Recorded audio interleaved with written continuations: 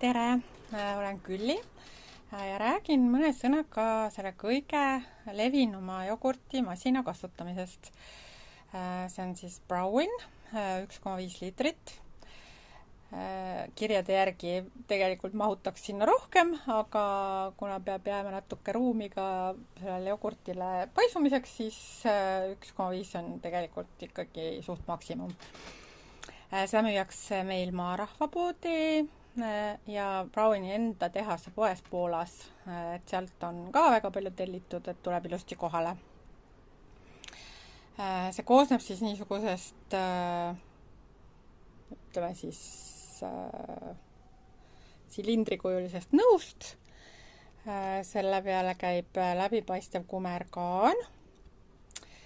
Siis on siin suurem ja väiksem kaan jogurtinõule, sõel ja need nõud ise, siis natuke suurem ja natuke väiksem, nii palju just, et mahuvad üksteise sisse. Sellised nõud. Ja siis kaaned käivad siia peale. Sõela põhimõtteliselt jogurti tegemise juures vaja ei lähe, see on juustusõel, aga siin sees saab jogurtit nõrutada ja siis teha sellist toorjuustu moodi leivamääret näiteks, kuhu maitserohelist panna või midagi muud maitsvat. Ja päris juustu on ka võimalik teha, aga siis ikkagi rõõsast koorest, et mina selle nalja tegin ära, et kuumutasin ka jogurtit, kui mul siin oli uputus ja mõtlesin, et teen juustu, panin seda kalgendavat ainet, panin kaltsiumiga, panin sidrunhapet, tegin 7 imet ja ikkagi see ei kalgendunud ja pärast tuli välja, et jogurtibakterid söövad kaseini ära ja see ei kalgendugi. Nii et päris sellist krudisevat tihedat juustu ei saa jogurtist teha. Nii palju sõelast, siis kuidas seda jogurtit käima panna, et väga lihtne on. Tuleb siis võtta üks nõu, panna siia sisse lihtsalt koor, selle ma juba olen siia valanud. Siis mul on sellistes 30 millilitristes topsides on siis juuretis. See on praegu veel natuke jääs, nii et üks poole tunni pärast peaks seda siis segama, kui ta on seisnud, et see hästi ühtlaselt seguneks, sellepärast et kui see jäätunud klomp jääb siia ühte kohta ja siin sulab, siis nagu ta ühesõnaga see prakterid ei jaotu ühtlaselt ja see jääb selline ühest kohast natuke vedelam ja siis ümber selle klotsi on hästi tihe jogurt, et kindlasti panna mulle meelde tuletus, et segada, kui kasutada seda jäätunud juuretist. Nii, siis on inuliin, mida pannakse jogurtibakteritele toiduks või suhkur või tärklis.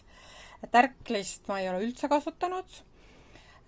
Suhkur ei jää suhkruks, sellepärast et bakterid töötlevad ta ümber, et selles mõttes ei pea kartma nagu ei valget ega pruuni suhkrut.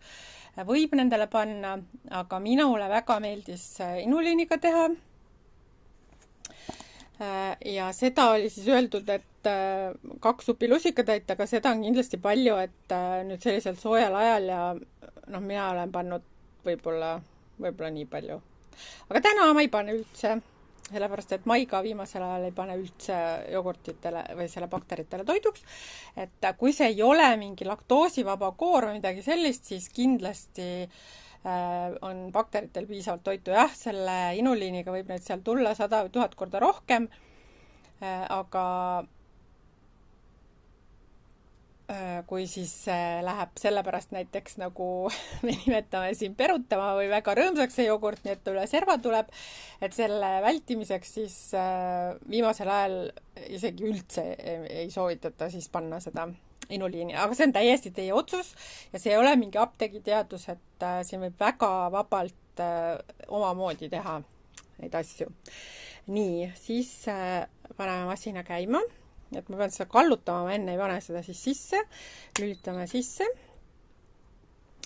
Siin on set-nupp, klikite seda ja siia tuleb ette 0,8 temperatuuri määramine.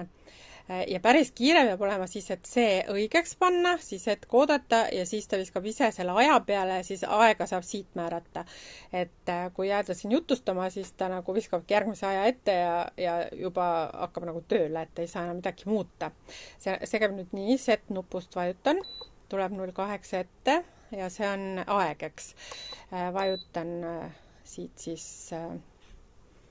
aja selliseks nagu soovin, 31, 2, 3, 4, 5, 6, 36 tundi, hetke ootan ja ta viskab nüüd temperatuuri peale, 42 tuleb ette ja vajutan siit nüüd vähemaks miinusega.